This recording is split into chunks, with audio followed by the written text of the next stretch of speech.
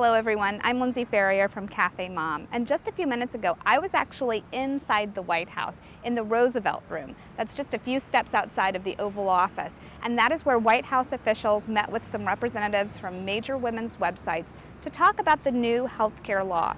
Now, what they spent the bulk of their time doing was answering questions from all of us and citing statistics about the number of Americans that this law has already helped. Obviously, they're very passionate about it. They don't want to see it repealed by Republicans. They don't want the Supreme Court to overturn it. Now, this conversation was on the record, but it was off camera. So to help me rehash what I just heard a few minutes ago, I pulled in Ashley Boyd. She's with momsrising.org, and she had a lot to say about what we heard. Tell me what you thought of this. Was it what you expected it to be? Well, it was really exciting. It was a really fun, intimate group. It was actually, I think one of the highlights was meeting and connecting with other bloggers who are reaching out to parent communities and women in through various websites. But yeah, it was really interesting to hear more about how the Affordable Care Act is and will help women and families in the coming years. That was definitely something that stood out to me, was that those women were so passionate about what they had done. I mean, you could tell that they'd put their heart and soul into the law, whether you agree with what they've done or not.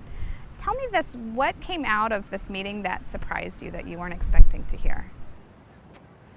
I don't know that it was a surprise, but actually I was struck by the same thing, that the two women we met with seemed really thoughtful and smart, and I felt like we were in good hands with them sort of in charge of the implementation. I thought they were really thoughtful about understanding the public's perception and of some of the components that haven't taken effect yet. Hearing all of these compelling statistics and numbers and personal stories about how this new healthcare law is helping people, why do you think that so many Americans are completely opposed to it? What we at Moms Rising find anecdotally, and what the research we've seen, is that when people learn about the law, they support it. And that I think that the main goal, which we were talking about in the meeting and which a number of us have been working on for years, is educating people about the components of the law.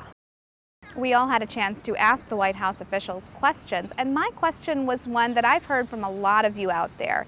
Those of you particularly who are self-employed or work for small businesses have told me that you've seen your insurance premiums go up over the last few years, and many of you have blamed the law for that being the case.